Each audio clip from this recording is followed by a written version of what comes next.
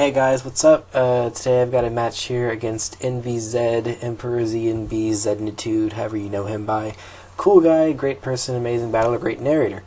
So yeah, it was an OU match because I was like, hey dude Zed, we should totally OU because we U'd last time we battled, and yeah.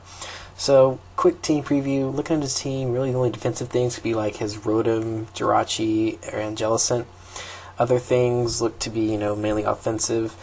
Aside from Jirachi, it looks like nothing wants to take an Earthquake from Scarflander, so I'm thinking that's going to be my main, pow to the kisser Pokemon for this battle. So I'm going to go ahead and lead with it just to get, myself in a dominating position based on what he leads, plus I can U-turn out of anything that isn't a more favorable lead for me, such as this Rotom Heat form, which I thought that he might want to switch out on, but it turns out, he's just going to stay in here and predict.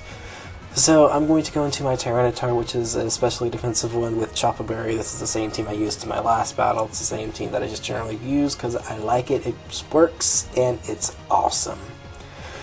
So he shows Thunder Wave, which tells me pretty much that this is the exact same Rotom that he brought to me in the UU match that we had about a couple months ago, which means that it's like a specially defensive variant with Thunder Wave.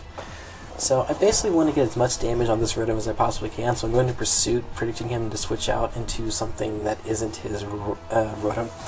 So he winds up going into a Jirachi now. I'm figuring, okay, I'll go ahead and switch out into my Skarmory and just wall this in completely. But he turns out to be a substituting Jirachi, which means I'm probably thinking that this might be a some Calm Mind one because I see Thunderbolt, so I'm thinking that it's Substitute, Thunderbolt, Calm Mind, then either Psychic or Flash Cannon, one of the two stab moves like they always used to run. So, as per usual, my Skarmory gets paralyzed because my Skarmory is just, the para-hack central of this team. It's like, hey, what's up, I'm a Skarmory, I'm going to get paralyzed. So, he goes out to Haxorus, named after Tom, or Tim, sorry, didn't mean to misquote you there, Zed. So I figured that, okay, even if he wants to go ahead and outrage me, because if he's banded, banded outrage still does a crap ton, especially defensive Skarmory, I'll go ahead and roost off the damage and get back up to full HP, in case he wants to switch out, which he actually winds up doing, and he goes up to his Rotom. Now, I figure that his fourth move may be Pain Split, because I didn't see it in the UU match, so I'm not sure what his fourth move is. It's more than likely Pain Split. But I'm figuring that because the Skarmory is kind of annoying, he may just want to get that out of the way, so I'm going to go safe, go into my Latios, which resists both of his stab moves, and can just finish him up with the Psyshock. Now, this is the Expert Belted Latios that I know and that I love to death, and it's going to come back to completely ruin NBZ's day here in a couple of minutes. So, his Jellicent's in, and I'm figuring that he's either going to go for like a status move, maybe a ghost move, so I'm going to go out into my Skarmory. He shows Ominous Wind, which clearly NBZ would run, because, NBZ would be the kind of person to get nothing but Uber Boosts 24/7. So, he's going to sit in here and just gauge what a Skull will do, and of course doesn't really do that much, considering I'm a special defensive Skarmory.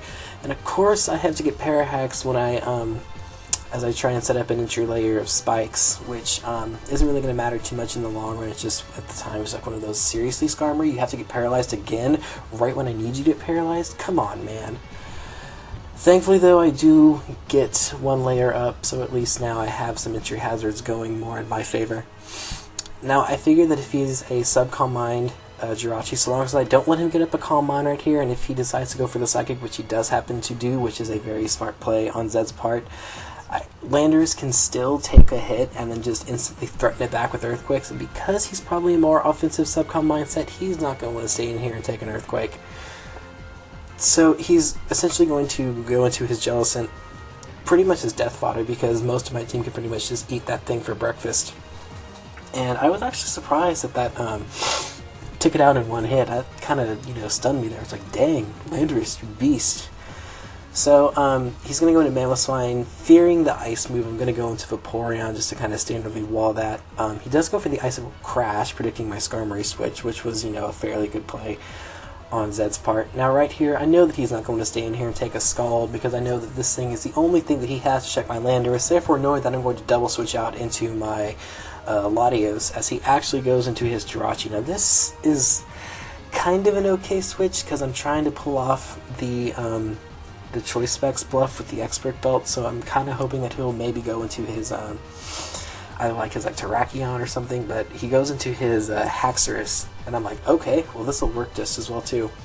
So I'm going to go for the HP Fire, which is fairly obvious because, you know, it's a Latios. It's got to have the HP Fire to hit them Ferrothorns, them Rachis, then T-Tars would. So here I reveal that I'm Expert Belted, and kind of catches NBZ off guard, and he was like, damn it, why are you freaking Expert Belted? I'm like, because I love Expert Belt Latios, man. You should know this. I worship this thing.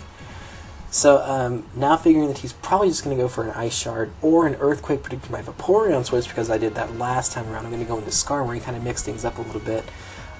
He does wind up going for the Ice Shard though, just to be safe, because he kind of over-predicted last time and he under-predicted this time. Which, now thinking about it, was kind of funny because I did the same thing with my Mammoth One in the Yu-Gi match that we had a couple of like weeks ago, months ago even. So he Icicle Crashes, he flinches me, which is blah, stupid, but he makes right up for it by missing a Stone Edge, which I was like, lol.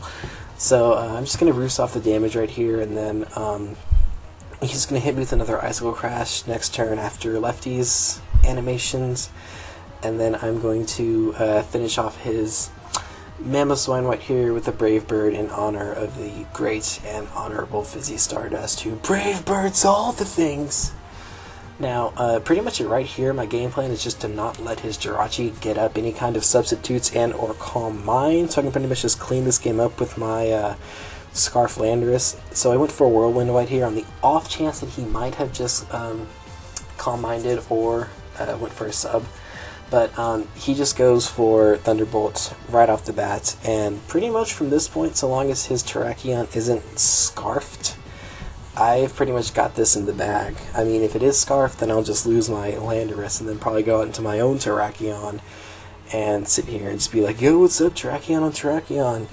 But he's not scarfed, and I'm just going to finish him up with an Earthquake, and that is going to be the game. So, that was a good game, Zed. Very fun and quick match. Happy to get back into the swing of things for 2012. Glad to see I still got them skills. But anyways, I digress. Hope you guys enjoyed. As always, thank you for watching. I truly, sincerely appreciate it, and I will catch you next time, guys. Peace out.